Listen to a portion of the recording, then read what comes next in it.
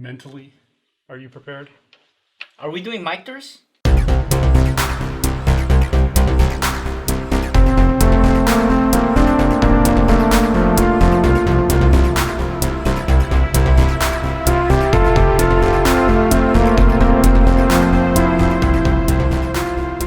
Welcome to Curiosity Public. Dutch. Jules here. Dylan. And welcome to another episode of our Ultimate Spirits Competition. Ultimate. And in this episode, we are going to be reviewing this little bottle of whiskey right here. This is Michters, or Michters, depending on who you ask. Toasted Barrel Sour Mash Whiskey. All right. Look at that. So this is a product from Michters. Everybody's familiar with that company. Now they put out a toasted barrel finished bourbon, and they put out this whiskey as well. I was kind of just shocked at how crazy people were going for this on the Instagrams and all that. I got lucky and just happened to walk into a grocery store on the right day, and they had it sitting on the shelf for MSRP. Wow. Which I think is around $50. Is that right, Dylan? Yeah. It's about 50, 60. 50, 60. So let's get poured. Dylan, you can tell us a little more about it, and we will score it after Yeah, that. so this is Michter. No age statement. 43%. Retail price is around $50 to $60. I think they were trying to create another technique to bypass the age issue, right? So we always have this problem where we can't age it fast enough. Obviously, you can't cheat time, and so the way you do that is using these different types of techniques: double maturation, toasted barrels, using staves and all kinds of crazy stuff. So the toasting is a slightly different technique than charring, right? Right. Okay. So, I think we want to try this within the context of like the Michter's American whiskey rather than the bourbon, Sure. right? Because this is technically not that. So, Not bourbon. all right. Yeah, and this is 43% alcohol, so that's 86, pretty low proof. And this is the 29 teen. I don't know why I said that weird. 29. And this is the 29 teen. I don't know why I said that word. 29. 19 version of it. And they do print the batch number on the little label there. I don't know if you can see that on there, but they've got it written in right here.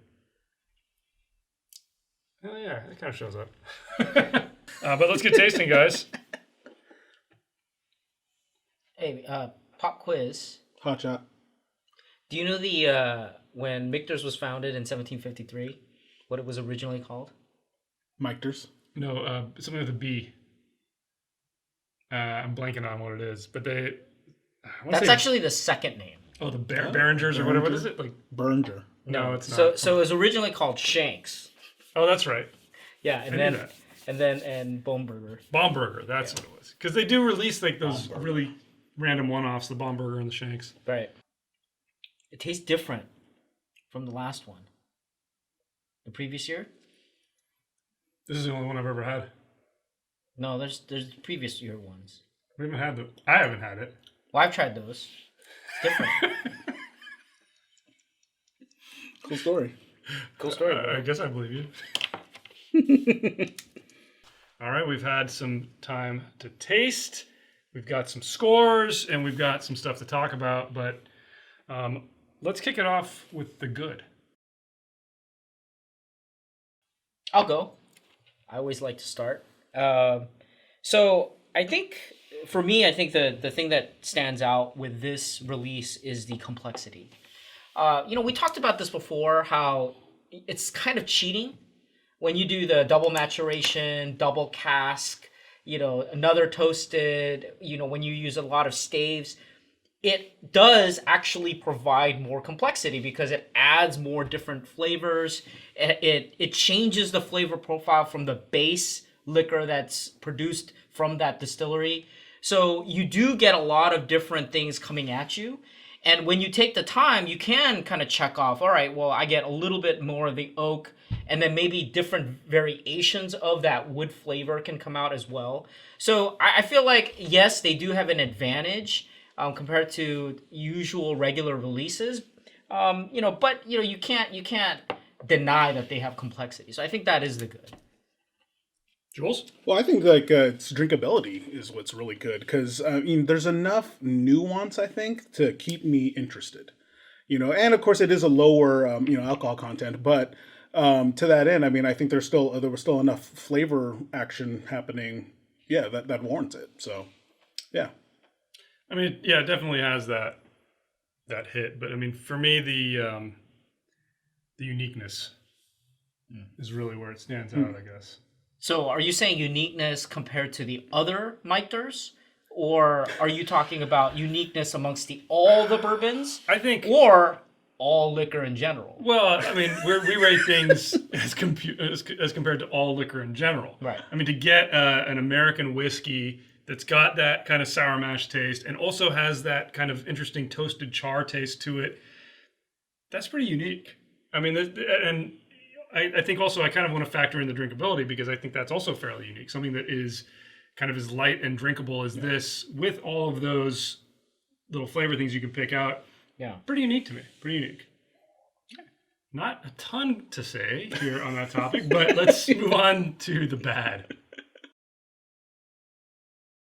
All right, so I'm going to start with the bad. I completely disagree with both of you. Surprise, right? I'm dealing with these people. So I disagree on the drinkability. You tolerate I basically gave it right down the middle. Okay. And in fact, I struggled with the drinkability. There was, and I'll kind of transition into the flavor where I did not score very high. There was a lot of bitterness. There was a lot of weird, kind of tainted flavors. Yes, you can count that as complexity, but it wasn't that pleasant. And, that kind of bled into some of the finish. And, I was not having a great time drinking this. So I don't know how you guys are saying like the drinkability is the good. For me, the drinkability was bad. And a part of that is because the flavor was not that great. It's just, I just felt like the balance is off and the flavor just doesn't work. The toasted barrel just adds more of this weird woody bitterness. And I just don't think it enhances the profile. Interesting. Jules? Well, here's what's bad is you mixing all the different categories. You just basically complain about flavor when you're supposed to be comparing and talking about drinkability. This thing is completely drinkable. And I get it. I get your points on flavor. It's not really that interesting, but I just thought there was enough nuance to keep you drinking, and that's why it is drinkable and has a high drinkability rating, versus, uniqueness, it should be on, I feel it is more on the lower ends because of its concentration on like the bitter and woody flavor profile. Hypocrisy, I say. Yeah, this is ridiculous. You're saying stuff like, oh, the flavor is not that great, but it's fantastic drinkability. Yeah, it's drinkable. I'm not saying it's so not you're basically saying like, I'm saying, it's just drinkable as like water. Good is still good. It's just, good is still good. It's not great.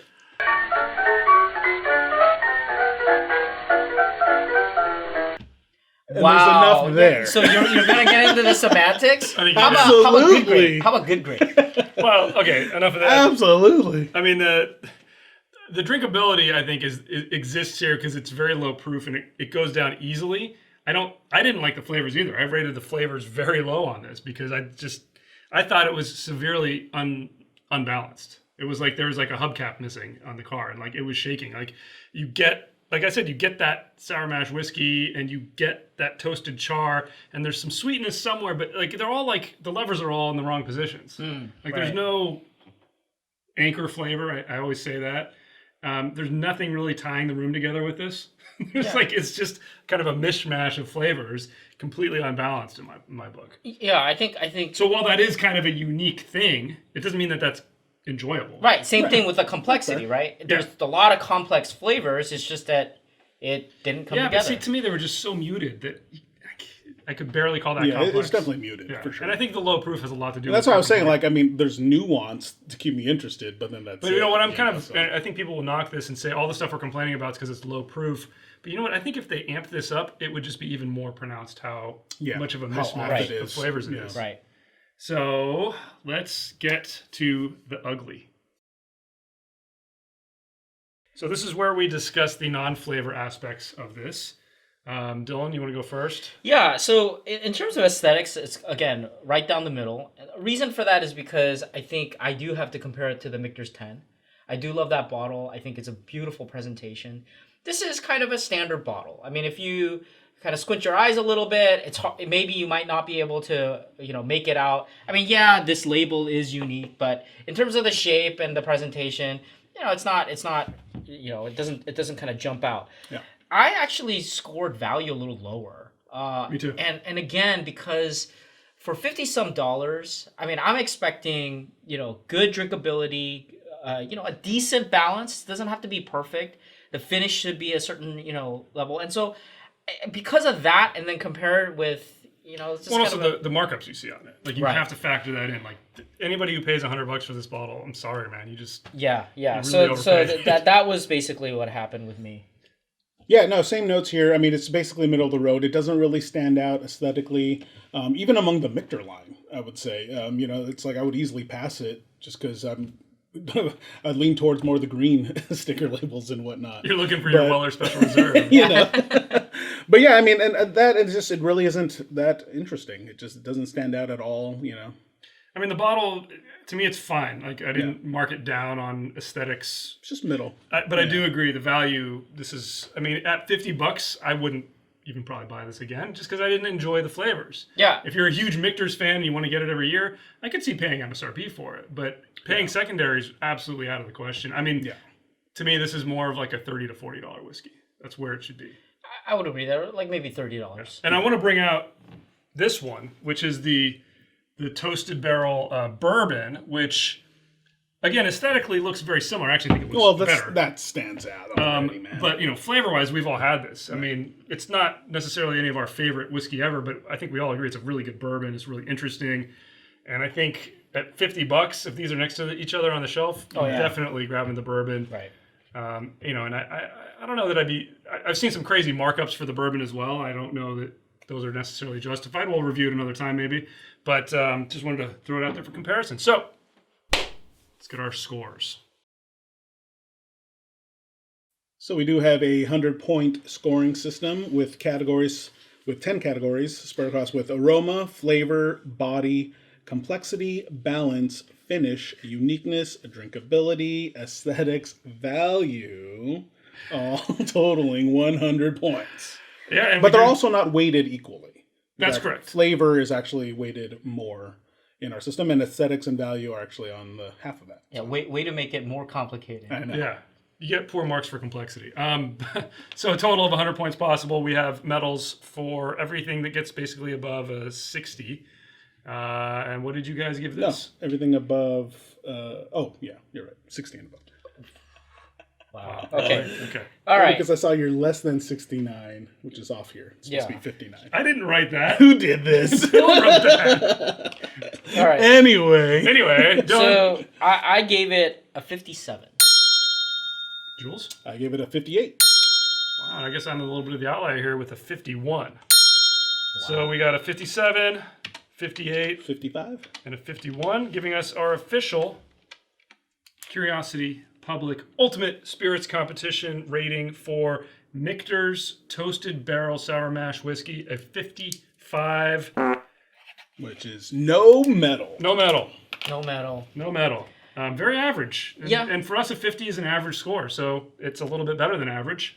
Yep. True. But not worthy Not of a by medal on our scale, so... Yeah, I don't get the markups. I don't definitely don't understand. get the markups. I mean, I think there's just markups and crazy whiskey hunters out there for anything that's a special release, and this is an annual special release, so people are going to go crazy for it. All right, Jules, take us out. Hey, well, you guys tell us what you think in the comments below. Let us know what you think, why the secondary market prices for this are crazy. Give us a thumbs up if you like this episode. Hit subscribe for more episodes from Curiosity Public, and that bell icon for notifications for new episodes. And Stay curious.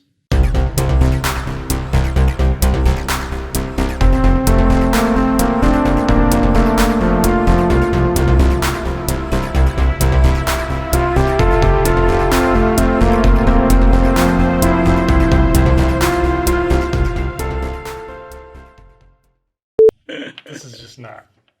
It's like again. It smells sour, and it tastes slightly sour. You know what? I don't know. Maybe it's for those folks that love the young rye, and they want to pay $400.